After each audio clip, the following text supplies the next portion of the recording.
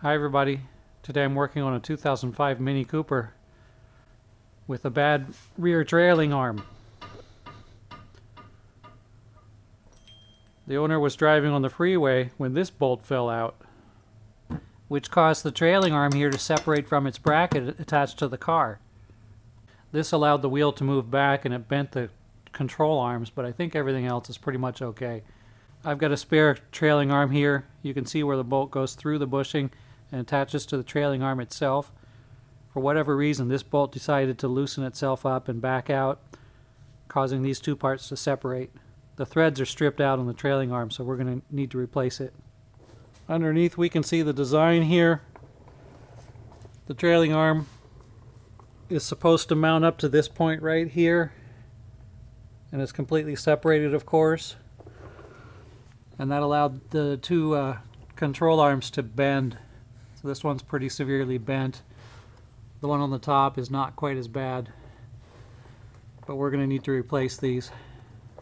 So on a Mini Cooper, it's pretty easy to get to the bolts holding the control arms in. We just have to drop the spare tire. So underneath here where the battery would go on a Cooper S, there's a little tool storage tray, and then there's a screw here to loosen up to get the tire to go down. They want us to use this funny looking tool. So first we pop this cover using a 16mm socket.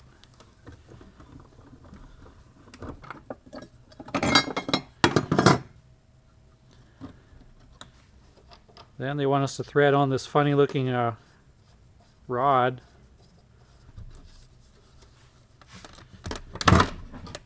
And we just kind of push down and the whole thing falls to the ground. Well, not all the way to the ground, because I've got the car jacked up quite a bit. Okay, with the spare tire out of the way, we can now see the two trailing arm bolts.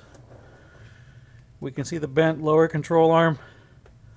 The upper one's bent as well, but not quite as much. And I think everything else in here looks pretty good.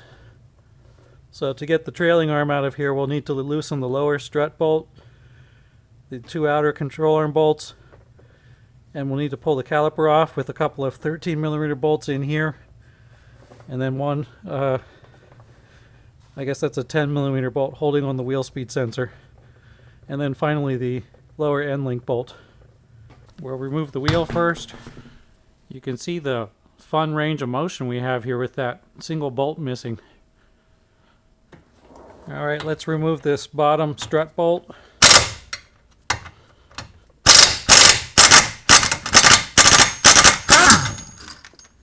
Got that out.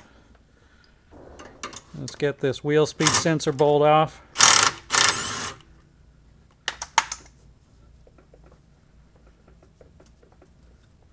Put this out of the way. Now we'll remove the brake caliper. This is a 13mm.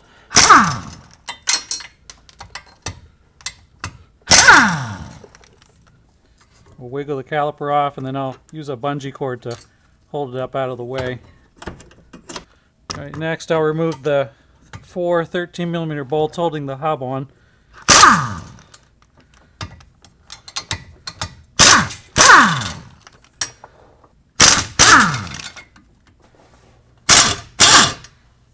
And the hub comes off. Okay, last is these two control arm bolts. And then also there's three 16mm bolts holding this bracket in place, which we'll remove. Oh, and the tie rod end. So the tie rod end, there's a 16mm bolt under here, and you can either put a hex key into the center of it or reach around behind with a 17mm, and there's a couple of flat spots on the back side of the end link.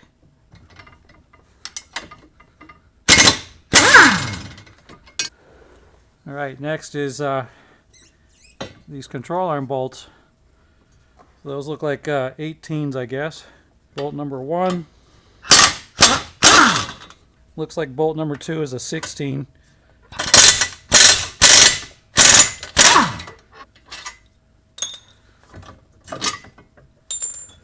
Alright, now we just wiggle it on out of there, and there's the trailing arm. So here's the hole where the trailing arm bolt is supposed to go. Looks like the threads are completely gone. Got a couple more bolts to get. There's a bracket hiding up under here, held on by 3 bolts. And Mini makes it really easy to get to this bracket bolts. They make a little cutout here for the bolt on the outside edge here. This one is easily accessible. And the 4th bolt, there's a little door here which you can open up and stick your socket through the hole. This car is going to need to get in alignment, but I'm just going to kind of keep a rough idea of where this bracket's lined up to get things as close as we can to the way they were.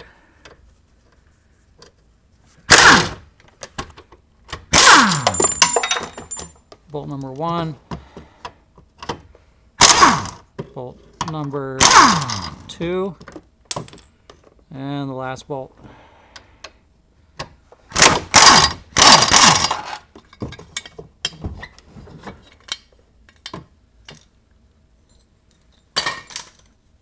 Okay, last is these 2 18mm nuts for the 2 trailing arms. There is a bolt going through, so we're going to have to hold it from turning from the back side. I think it's 18mm both on the front and the rear. I think I might be able to use a regular socket with a really short extension.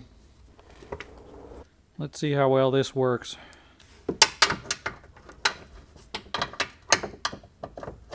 There we go. That works perfect.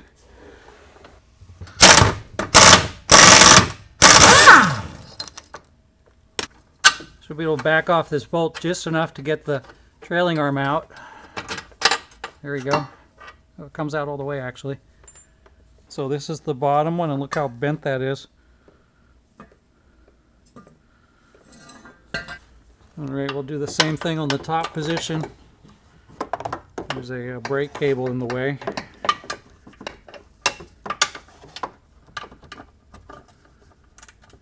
Okay, that's on. I'll put a U-joint on this top one.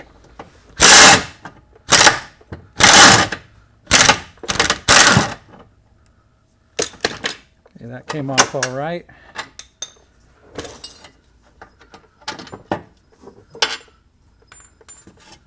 And there's the top control arm. And this one is only just a little bit bent. It looks like the top and the lower positions for the control arms are identical parts. This is good news because I have a couple of spare parts here that I took off of my own car when I upgraded to adjustable lower control arms. So we should be able to just swap these in for a direct fit. I also have a complete lower control arm assembly from my car when I switched out to the aluminum control arms. So we'll use this as well.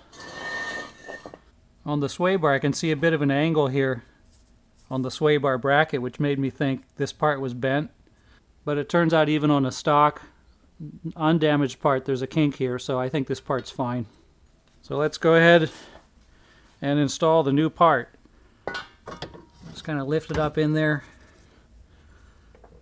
and then thread in the first couple of bolts.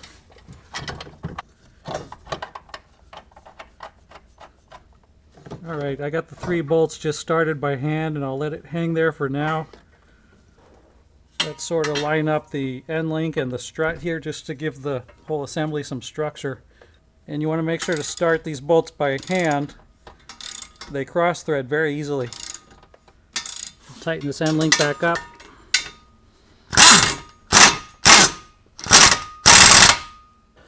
Now that we have the rough geometry lined up, I'll go ahead and start lining up these new trailing arms, or control arms. So I got to wiggle the bolt in back from behind again, which is not going to be that easy, but we'll get it in there. I only have control over like 2 fingers in this tight spot. There we go. Just put the nut on by hand for now. Put the outer one in. And we'll repeat for the bottom position.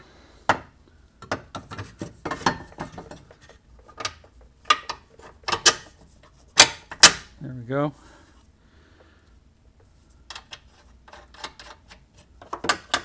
We'll get our socket back up behind here again. Tighten these bolts back up. And repeat for the top one. And we'll do the outside bolts as well.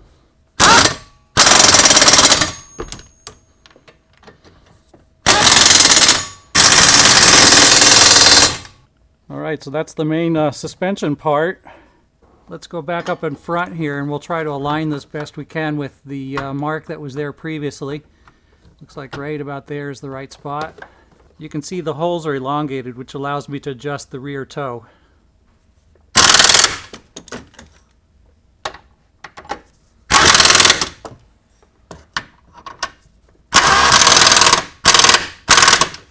Alright, let's put the wheel speed sensor back in place. Next we'll put the rotor back on and the hub.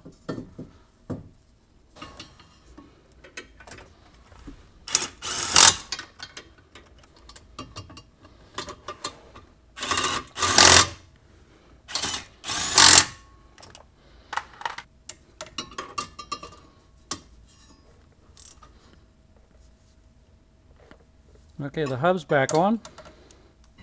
And last we'll put the caliper back in place.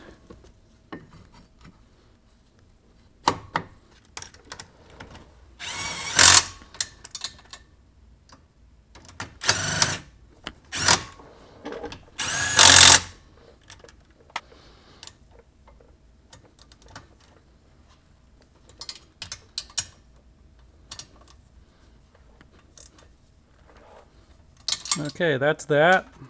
Now we'll just put the wheel on and we're pretty much done other than getting in alignment.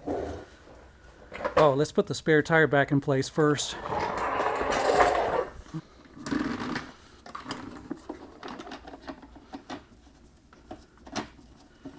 What a strange design.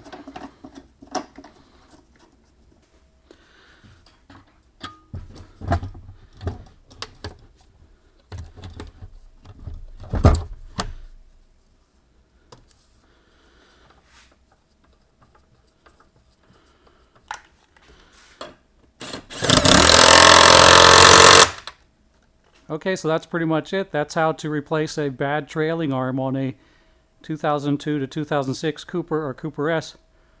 Thanks for watching. Be sure to click like, share with your friends, and subscribe if you'd like to be notified of new videos. Thanks and bye-bye.